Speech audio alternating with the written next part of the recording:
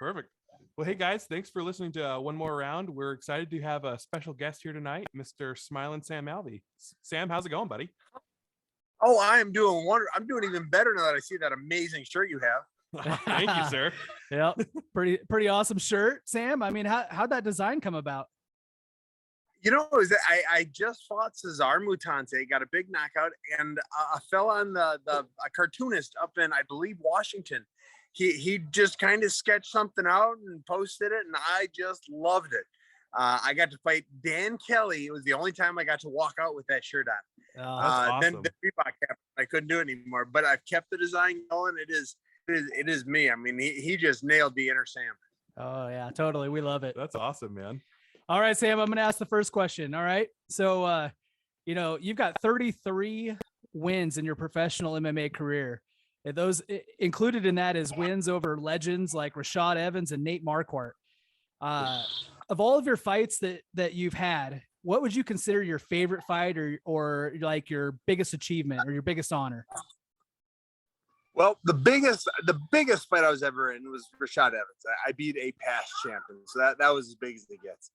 The best fight I'd ever fought, I think, was against Dalton Young, which is 3 fights ago. That another one the judges kind of did me dirty on. But then the fight I like the most, the fight that just kind of sits real true to me is my fight against Nate Marquardt. He was my coach on The Ultimate Fighter, one of my coaches on The Ultimate Fighter. And I just got to, I mean, I've got so many fights and I've done so much that nobody will ever do again. I got to fight my coach and I won. And it was such a cool. That's awesome. It was a great fight. Hey, and since you brought up The Ultimate Fighter, that kind of leads into what my next question was with me. So I'm going to cut in line here with the next question. So you were a contestant on The Ultimate Fighter, and that was season 16, Carwin versus Nelson, right? Yes, sir. So I'm curious if you could tell us a little bit about the experience, and then also, like, how was it living in a house with 15 other guys who all think that they are like the toughest guy in the room? Well, you know what fighters like to talk about? Fighting. And that is all we were allowed to talk about for 6 weeks. And I tell you what, any 15 guys have roughly the same opinion on fighting. Yeah, fighting's great. Yeah, I like fighting. I remember when I fought, and for 6.5 weeks, I was ready for any conversation. I was ready for anything else. But it was because of that. You know, we're not allowed TV. We can't have a book. We can't have radio. Nothing like that. It got a little stale, but the coaches, Shin Carwin's team, he brought in just phenomenal coaches, and they really helped us get through the hard parts, the boring parts. Nice. Is there any secrets about the show that you can tell us about? Anything crazy that you guys weren't allowed to talk about that you maybe are now? Shoot, not a ton. You know, the part nobody really understands is the cameramen. You see them every day for 12 hours a day. They're just always there, and there's like 2 groups of them. They rotate, and for 6.5 weeks you don't get to say a word to them. So you're around these guys all day. They're filming your every word. They're doing and you can't ever say anything to them. You get yelled at if you're trying to talk to them, and they've been instructed under no circumstances talk to the fighters.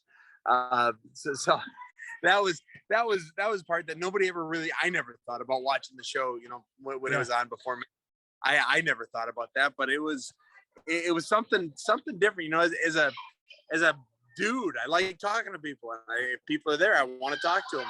And I wasn't allowed to. Yeah, it has to be awesome. A really strange experience to have somebody in the room with you that you can't communicate with. Yeah, we finally, on the last day of filming, we got to we got to talk to them for a little bit. And they were all nice guys. They all, I still bump into them every now and then. And it's funny, they remember me better than I remember them because they always had a camera in their face. Yeah. But I bump into them every now and then. So overall, the Ultimate Fighter experience was good. You do it again if you had the opportunity? Yeah, I think so. It was necessary to help. I mean, I get so many people saying, "Man, I've been following you since the Ultimate Fighter."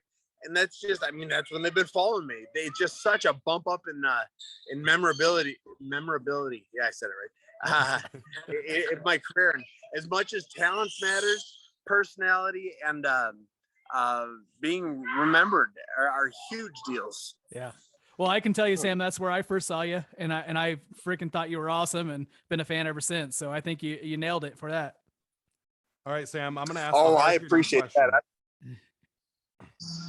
I'm going to Okay, ask a ask- hard-hitting question.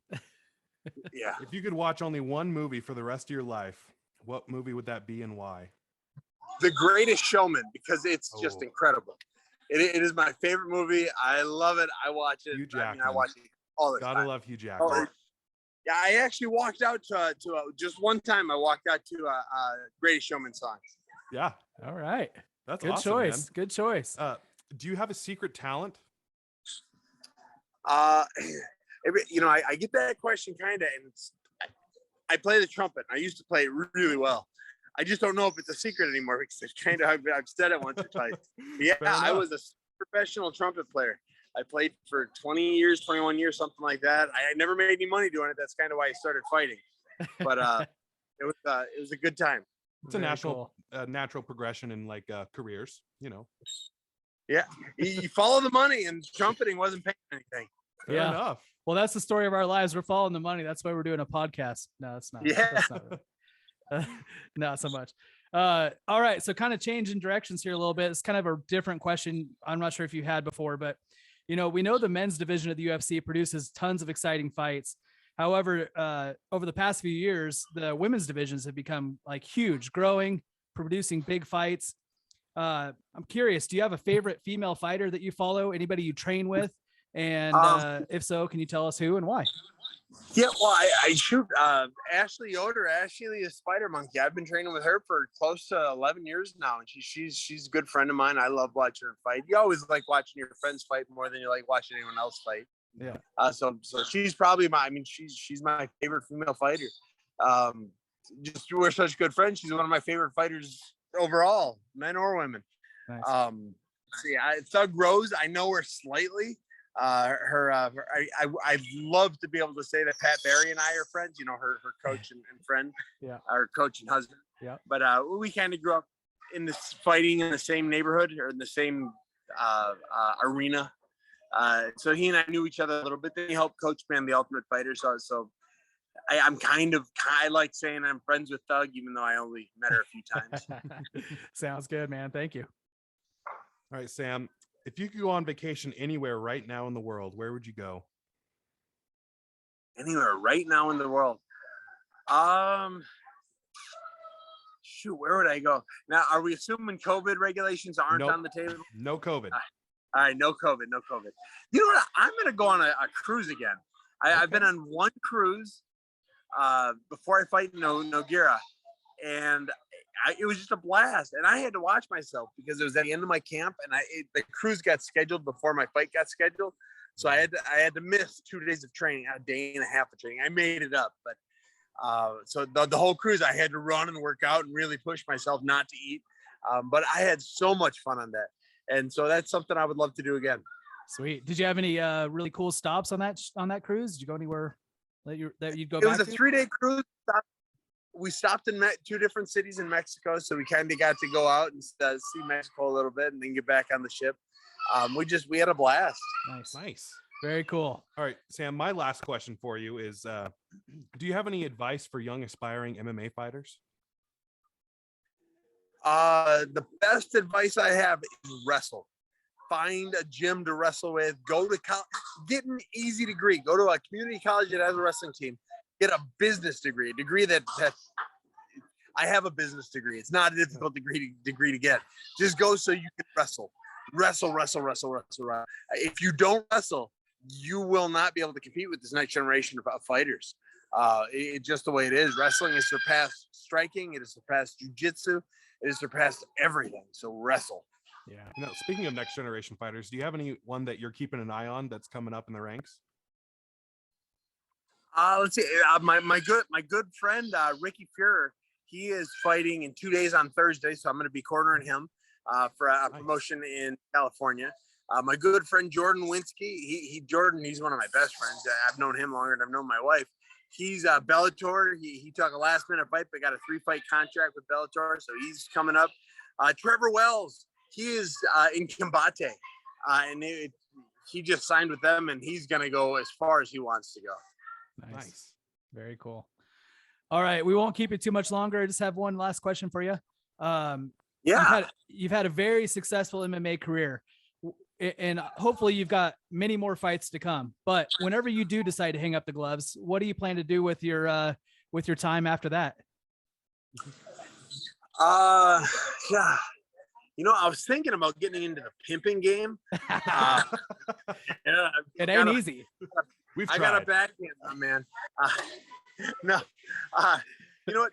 I've always said I'm going to be president, so that's on the horizon. I don't think in the near future, but that has always been. I mean, for as long as I can remember, that has always been something I've. That's your next shirt idea.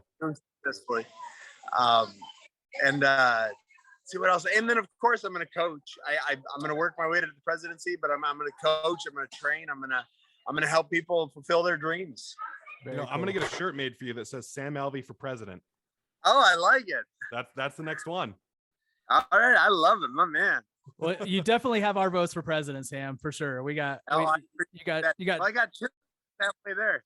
Yeah. Yep. Hey, you're practically winning Oregon. So. Yep.